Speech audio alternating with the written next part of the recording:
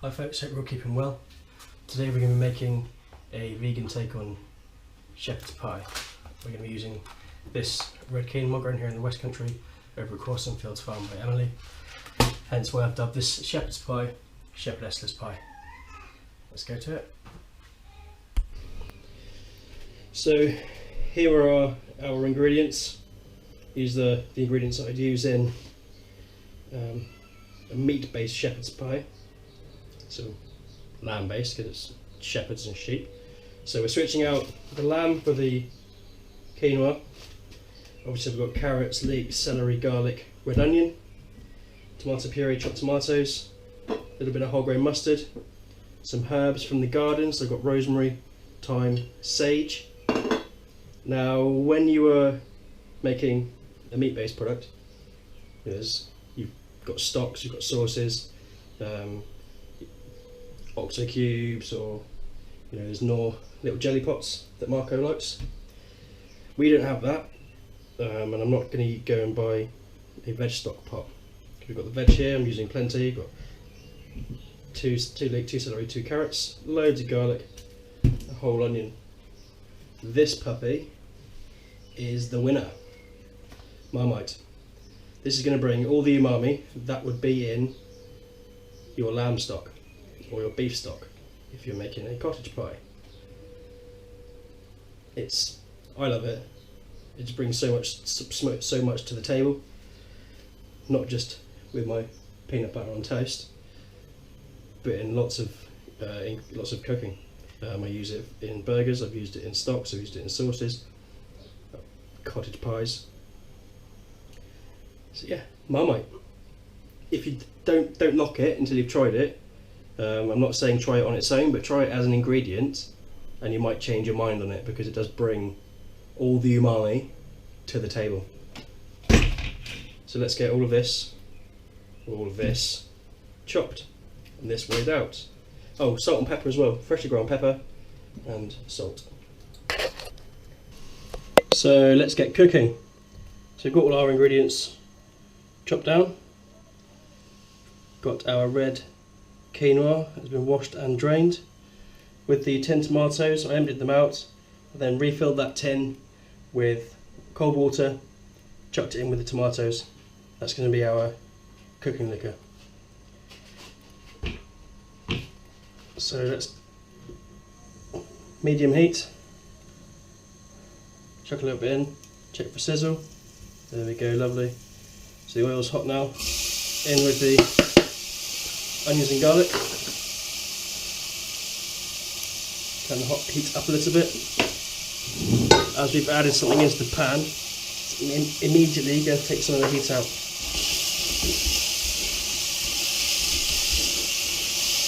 A little bit of a stir and a good pinch of salt. You always cook with salt. Always cook with your seasonings. It's going to give you a deeper, penetrative seasoning. With this, at this stage, it's going to draw the moisture out from the onions and garlic. You're going to get a richer flavour.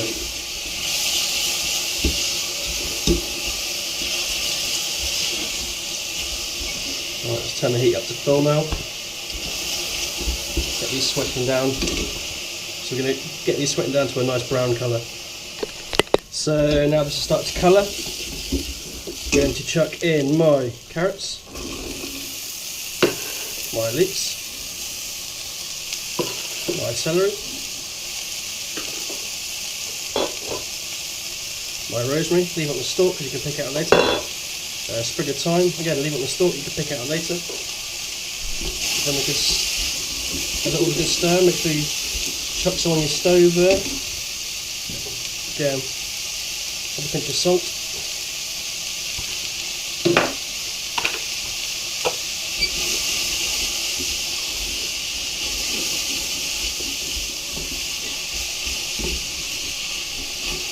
I'm just going to sweat this down until the leeks and celery start to go a little bit translucent.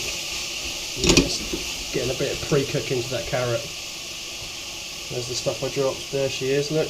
There and there. Boom, in we go. So we'll come back and this is a little bit more cooked down. So now all the veg has started to cook down slightly. We're going to add a decent squirt of tomato paste, decent squirt, about a teaspoon of Marmite, about a teaspoon again. Let's go for a coffee spoon. It's got the PG Tips monkey on it, but there's a coffee spoon of hot green mustard. Get that in there as well. Good pinch of black pepper. Get that sweat down. Put it all in there. Oh, that smells amazing.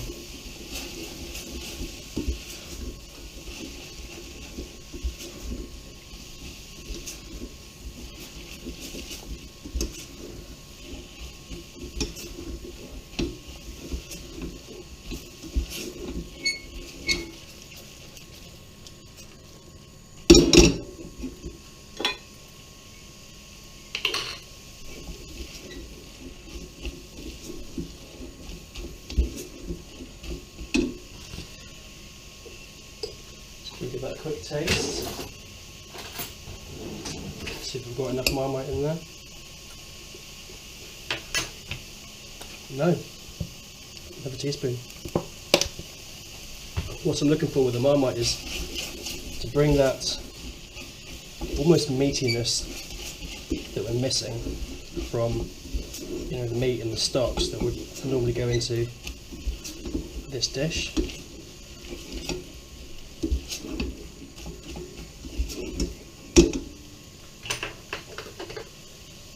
Double dunking, but it's my dinner, so it doesn't matter.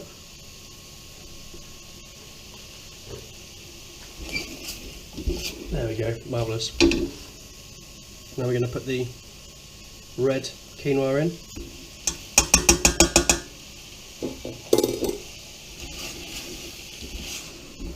I'm just going to let that sweat down slightly.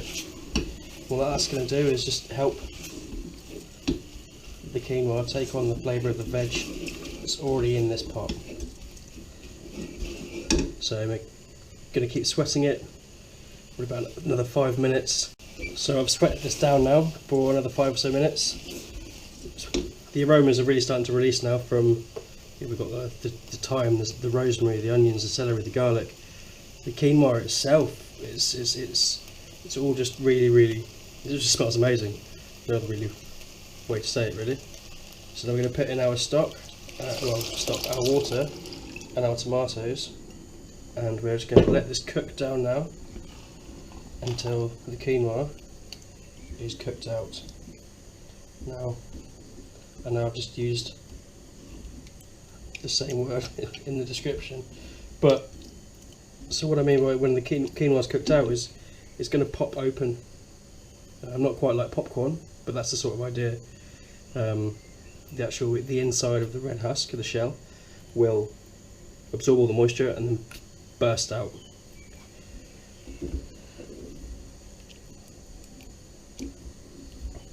So let's just leave it to simmer. So as you can see, a lot of the water is reduced out now, and the quinoa is cooking along lovely, as is the veg. You see the rosemary sticks are still there, ready to pick out. Now, this is going to need some more liquid, so I'm going to add another half can of water, and because I've added more liquid, I've dropped some stuff on the floor, I'm going to add another, probably about a teaspoon of our mate Marmite over here. I'm just going to keep cooking that out and cooking it down. So as we can see, this is cooking down lovely. Bring a little bit of the quinoa close to the camera. There we go. So as you can see here, the white is the inside of that quinoa seed just bursting out. This has still got a little bit of bite to it, which is not what I'm after. I want it to be nicely cooked. So we're going to cook it up a little bit longer. So here we go, our finished filling for our shepherdess pie. Beautifully cooked down. What I like about this red quinoa is it's got a slightly thicker husk, so when it's cooked it's still got a little bit of a pop to it, which is really, really nice. Now what I've got to do is pick out the rosemary and thyme stalks. I'm going to grab our dish and pipe our mash on. The thyme stalks and the rosemary stalks. Going to give it one last season with a good pinch of salt. A good pinch of freshly ground black pepper. And I'm going to chuck the sage in. I've left the sage till last because in my opinion sage is one of those herbs that is best served as fresh as possible, or with as little cooking as possible.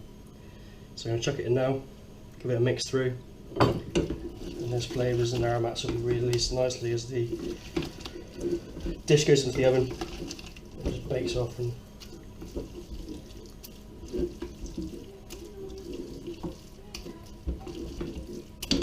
smashing. Let's pipe. So here is our dish that we're going to pipe onto. So when you're piping onto the top of your shepherd's pie, things to remember, shepherdess pie rather. If your base is too wet, your mash is going to sink. If your mash is too wet, you're not going to get any like discernible decoration or pattern on the top. If your mash is too dry when you try and pipe into it, you're just going to push through your mix. So let's pipe then.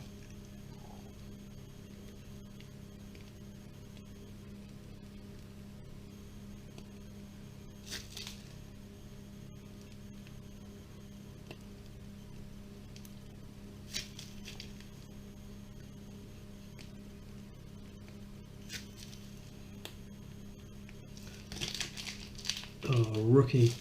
I've not got quite enough for my end here. Okay, cool. So we're just going to focus on this little corner here because it's much nicer. Spin it around a little bit. You've got like a lattice thing going on. Let's get that in the oven.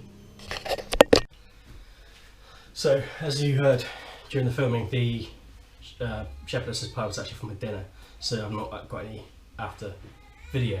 What I have got is a couple of photos which I will put at the end of this little segment. I'm just going to talk about quinoa a little bit. So we've got two types here from Emily. I've got the normal white, which you're probably used to seeing in the supermarket. I've got this red as well, which you may not have seen before.